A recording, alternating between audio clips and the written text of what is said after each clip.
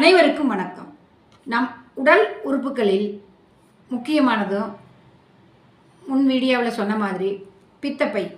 அதாவது பித்தப்பையில் நம் பித்த நீர் சுரந்து நம் ஜீரண மண்டலம் நல்லா வேலை செய்கிறதுக்கு உதவுதுங்க.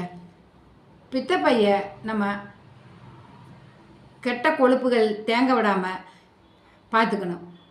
எண்ணெயில் பொரிச்ச பதார்த்தங்கள்லாம் சாப்பிடும்போது பித்தப்பையில் நிறையா கொழுப்பு அடைபட்டு அது சிறு சிறு துகள்களாகி கழிவாக இருக்கிறது துகள்களாகி அது கற்களாக மாறுதுங்க.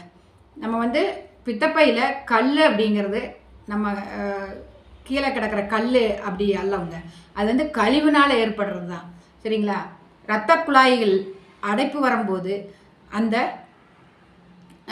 பித்த நீர் வெளியே போக முடியாமல் அடைப்பு வரும்போது தான் அந்த பித்தப்பையோட வீக்கம் வருது. அது ஸ்டோனாக மாறுது. அப்படி இருக்கும்போது நம்ம பித்தப்பையை எப்போவுமே சுத்தமாக வச்சுக்கணும். அப்படின்னா கழிவு தேங்காமல் பார்த்துக்கணும். அப்படின்னா எண்ணெயில் பொரிச்ச பதார்த்தங்கள்லாம் சாப்பிடக்கூடாதுங்க. முக்கியமாக அது மஞ்சக்காமால் வர்றதுக்கும் வாய்ப்பு இருக்குது.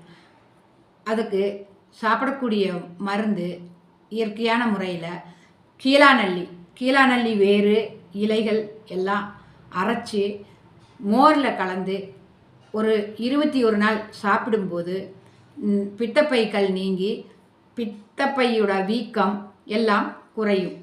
நமக்கு உடலில் ஆரோக்கியமாக இருப்பதற்கு பித்தப்பை ஒரு முக்கியமான உறுப்புங்க. அதை நம்ம பாதுகாப்பாக இருப்பதற்கு நம்ம கையில் தான் இருக்குது. ஆரோக்கியமாக வாழ்வதற்கு நம் நலம் நம் கையில். நன்றி.